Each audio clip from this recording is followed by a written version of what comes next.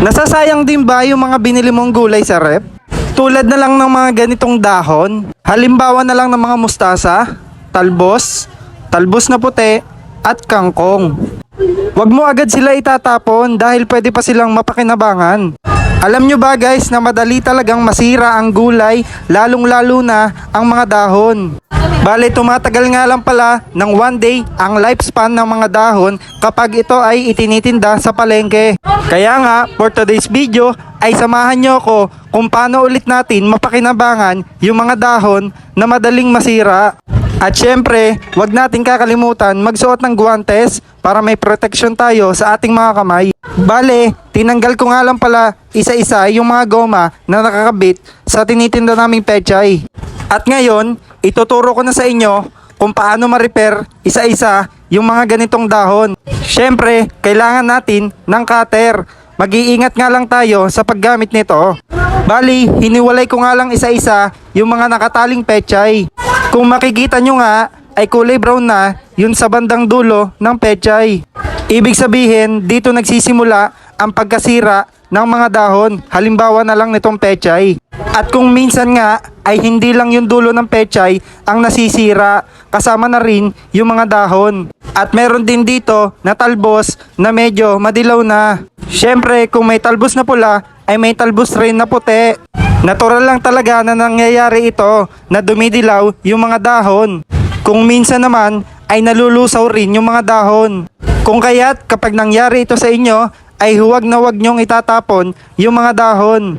Bale, una ko nga ginawa ay tinanggal ko muna yung mga madidilaw na dahon. At sunod ko nga ginawa ay tinapyas ko gamit ang cutter ang dulo ng pechay dahil dito nagsisimula ang pagkabulok ng mga pechay. At pagkatapos nga nating repairin ito, ay isalansan lang natin ito ng isa-isa. At itali lang natin sila ng kagaya nito. At pwede na ulit siyang mapakinabangan. Pwede ng pangluto at pwede na ring pangtinda. At kitang-kita naman na talagang malinis na. At eto naman, ang sunod nating re-repairin, ang dahon ng mustasa. Madalas rin ba kayo makakita ng kagaya nito na ang mustasa ay maraming butas? Huwag kayong mag-alala dahil madali lang din i-repair ito. Bale, tinanggal ko nga rin pala yung mga dulo gamit ang cutter dahil yung pinakadulo ng mustasa ay doon din nagsisimula ang pagkasira ng mga dahon. Kung kaya't, kung nangyari ito sa binili nyong mustasa, ay huwag nyo agad itatapon ito dahil pwede pa itong mapakinabangan. Tinanggal ko nga lang pala yung maraming butas sa dahon ng mustasa. At nang natapos ko na nga itong repair, ay ganito lang ang pagtatali ng mustasa. Pwede na siyang ibenta ulit. At pangatlo, ito naman ang ating re-repairin, ang talbos na pula. Bali, tinanggal ko nga lang pala yung mga dahon na madidilaw at tinali ko nga lang pala siya ulit.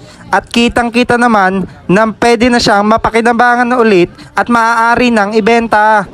At pang-apat, ang talbos na puti. At tinanggal ko nga lang pala yung madidilaw na dahon sa talbos na puti. Halos parehas lang sila ng procedure ng talbos na pula. At kitang-kita naman na presentable na ulit ang talbos nating puti at pwede na ulit siyang mapakinabangan. At hindi mawawala sa listahan ang pambansang dahon, ang kangkong. Bale, tinanggal ko nga lang pala yung nakatali sa kangkong at inisa-isa kong tanggalin yung madidilaw din na dahon. At syempre, yung mga lusaw din na mga dahon. At pagkatapos ko nga itong repairin, ay pwede na ulit itong mapakinabangan. At huwag nyo rin kakalimutan tapyasin yung dulo.